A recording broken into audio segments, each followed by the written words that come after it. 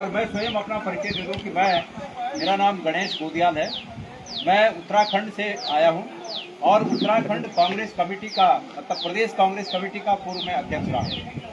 मैं 2 बार विधायक रहा, 2 टर्म विधायक रहा और बद्रीनाथ केदारनाथ, आप सब लोगों ने सुना होगा, बद्रीनाथ केदारनाथ समिति का अध्यक्ष रहा, बद्रीनाथ और केदारनाथ समिति का अध्यक्ष रहा। अभी फिलहाल मैं सांसद का चुनाव लड़कर, क्योंकि हमारे यहाँ 19 तारीख को वोट पड़ गया था, तो 19 तारीख को सांसद का चुनाव लड़कर यहाँ पहुँचा हूँ और वर्तमान में कांग्रेस वर्किंग कमेटी CWC का विशेष आमंत्रित सदस्य। मेरे प्यारे भाइयों, मैं सिर्फ यहाँ आप लोगों के बीच इस रूप में आया हूँ कि मैं आप लोगों के दर्शन कर सकूँ और ये जो कांग्रेस के प्रति आपकी आस्था और इस रायबरेली क्षेत्र की कांग्रेस के प्रति जो निष्ठा है, इसकी सुगंध को पूरे देश में फैला सकूं, ये हुनर यहाँ से सीख कर जा सकूं कि किस प्रकार से कांग्रेस की खुशबू जिस प्रकार से आप लोग ने यहाँ पूरे रायबरेली में फैलाई है, ये खुशबू पूरे देश में फैले। मैं इस बात को जानता हूँ कि आप लोगों का गांधी परिवार से, कांग्रेस से सिर्फ एक पीढ़ी का रिश्ता न होकर पीढ़ी दर पीढ़ी का रिश्ता है। हम अगर दिवंगत हमारे नेता नेहरू जी के समय से अगर हम याद करें तो नेहरू जी यहाँ आया करते थे। शीला कौल जी, उस समय मैंने तमाम हमारे कार्यकर्ताओं से जो कि बुजुर्ग हैं उनसे सुना कि शीला कौल जी यहाँ आया करती थी। इंदिरा जी स्वयं यहाँ से चुनाव लड़ी और प्रधानमंत्री बनी। उसके बाद राजीव जी हों या सोनिया जी हों, सभी ने यहाँ का प्रतिनिधित्व किया।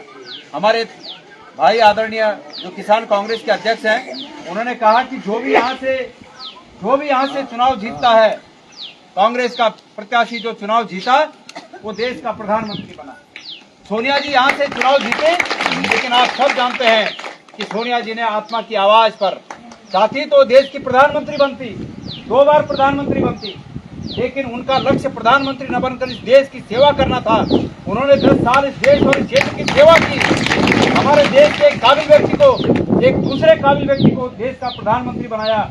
आज आप लोग और हम सब लोग जो आर्थिक स्थिति की बात करते हैं ना, जो दो पैसे का दर्शन होता है, वो प्रधानमंत्री उस समय के मनमोहन सिंह जी की नीतियों का परिणाम है कि आज इस देश में जो आर्थिक रूप से जो उदारीकरण हुआ, उसके तहत हर देश के हर व्यक्ति ने 2 पैसे का दर्शन किया। मेरे प्यारे भाइयों, इसी के आधार पर मैं आपसे कहना चाहता हूं कि हमारे इस लोकसभा क्षेत्र से जो अभी वर्तमान में प्रत्याशी हैं और जो यहाँ से होने वाले सांसद हैं, वो आप सबकी कृपा से और इस देश के तमाम मतदाताओं के आशीर्वाद से आने वाले इस 2024 के इलेक्शन के बाद अभी 4 तारीख को जब रिजल्ट आएगा तो हमारे देश के प्रधानमंत्री बनने वाले हैं राहुल गांधी। मैं आपको बताना चाहता हूं, अगर भाजपा की सरकार ने जितनी धन शक्ति का दुरुपयोग राहुल जी की छवि को खराब होने में किया, अगर उतनी धन शक्ति का उपयोग इस देश के विकास में किया होता तो आज इन सड़कों पर धूल नहीं उड़ रही होती, आज ये सड़कें चकाचौंध होती। आपके जो गणेश इंटर कॉलेज से और अंदर आने वाली सड़क है, उसका हाल आप लोगों ने देखा होगा। अगर उतना पैसा जो उनकी छवि को धूमिल करने में लगाया गया, अगर उतना पैसा अगर विकास के कार्य में लगाया होता तो निश्चित रूप से इस सड़क की हालत ठीक होती। मेरे प्यारे भाइयों, इस देश को 10 साल ठगा गया है। हमारी माता बहनों, हमारी नेता प्रियंका जी ने कहा, उस बात को याद करिए, उन्होंने कहा कि जो टीवी में दिखाया जाता है, जो समाचार पत्रों में लिखा जाता है, वो सच नहीं है। और सच ये है कि आप जो जीवन जी रहे हैं वो सच है। सच ये है कि अगर किसी के घर में कोई बीमार हो जा रहा है तो उसके पास इलाज के लिए पैसा नहीं है, ये सच्चाई है। सच्चाई ये है कि बच्चे बेरोजगार हैं, ये सच्चाई है। सच्चाई ये है कि आज महंगाई आसमान छू रही है, ये सच्चाई है। हमारे देश के प्रधानमंत्री जी कहते हैं कि 5 किलो चावल दे दिया, और उसमें भी मैंने सुना कि 1/4 हिस्सा प्लास्टिक का चावल मिलाया गया। प्लास्टिक का चावल, वो प्लास्टिक का चावल मिलाने से क्या है, हमारे सेहतों के साथ कितना बड़ा खिलवाड़ किया गया है। मतलब सेहत बिगाड़ी गई है, बीमार हो और पैसा हॉस्पिटल में भरो।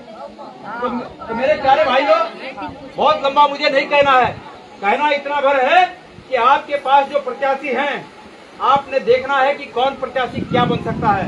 राहुल गांधी जी आपके आशीर्वाद से जीतेंगे, देश के प्रधानमंत्री बनेंगे और दूसरे जो हैं, जो दूसरे प्रत्याशी हैं, भोजपुरी में एक कहावत बा, अरे का होई मूस मोटाई लोड़ू होई हाथी घोड़ा थोड़ू होई, हाथी घोड़ा होई का दूसरे प्रत्याशी जो है। तो इसलिए राहुल गांधी जी प्रधानमंत्री बनेंगे।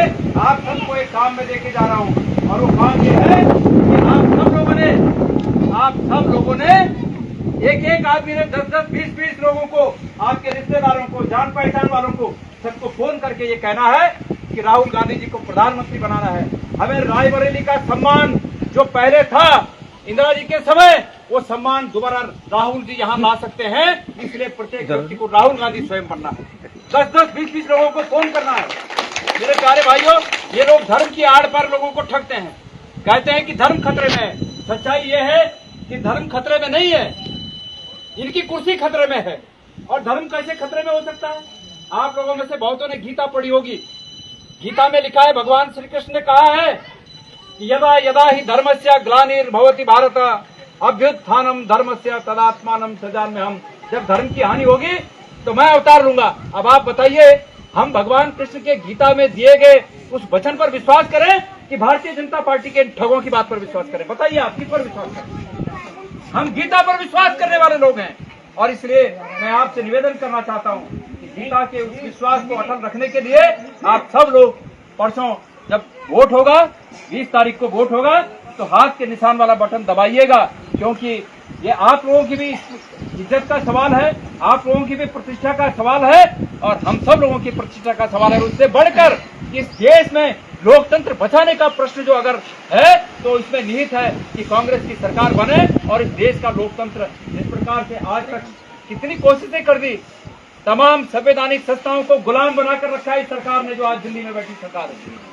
मेरे प्यारे भाइयों, ईडी, सीबीआई सिर्फ कांग्रेस और विपक्ष के नेताओं के लिए है, और इनके नेता सब भूल के धुले में एक एक आदमी हजारों करोड़ों का भ्रष्टाचारी है।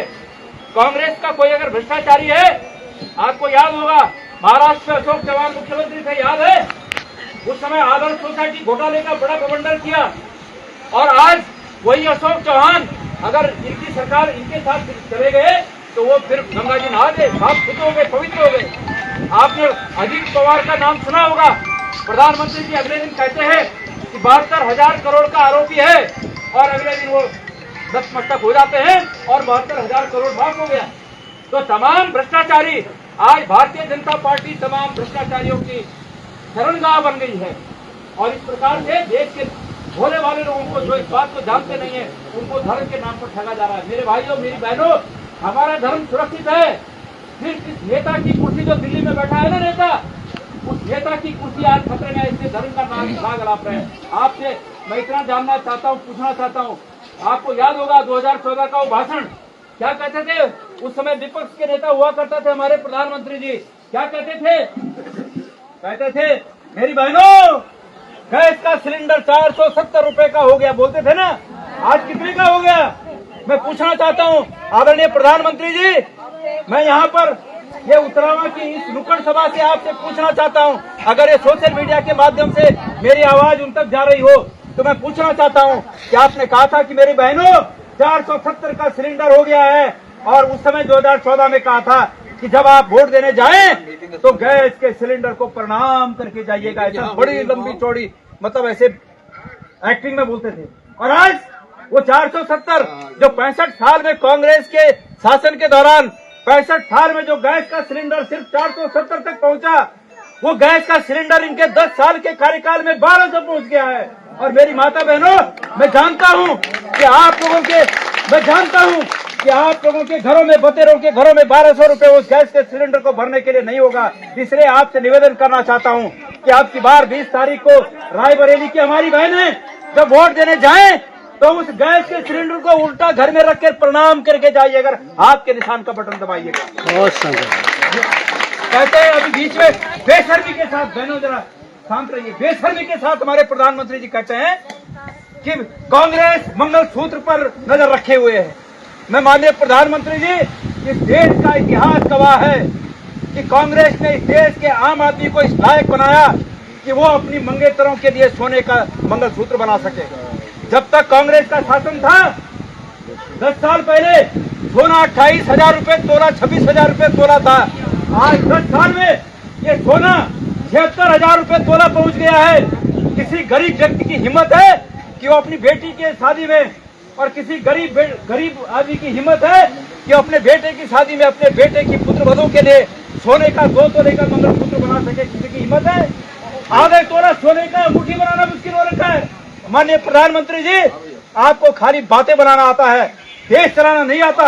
और अगर देश चलाना है मेरे रायबरेली के साथियों, अगर देश चलाना चाहते हो कि गरीब बचा रहे, चाहते हो कि गरीबों के सपने साकार हो सके, चाहते हो कि गरीब के बेटे को नौकरी मिले, तो मैं आपसे निवेदन करने आया हूं कि 20 तारीख को हाथ के निशान का बटन दबाकर राहुल जी को भारत का प्रधानमंत्री बनाने में आप इन्हीं शब्दों के साथ अभी हमारे छत्तीसगढ़ के पूर्व मुख्यमंत्री बघेल साहब यहाँ पर पहुंच रहे हैं।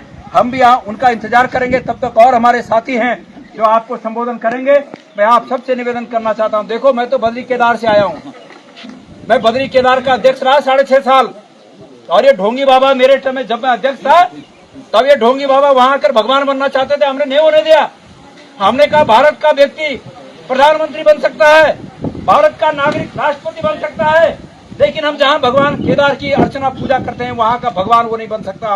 हमने उनका कार्यक्रम इस रूप में नहीं होने दिया कि वो मंदिर की दीवारों पर स्वयं को भगवान के रूप में चित्र दिखाना चाहते थे कि मैं भगवान हूं। नहीं, हमने कहा आप इंसान हैं, आप प्रधानमंत्री बन सकते हैं। ये 2018 की बात है।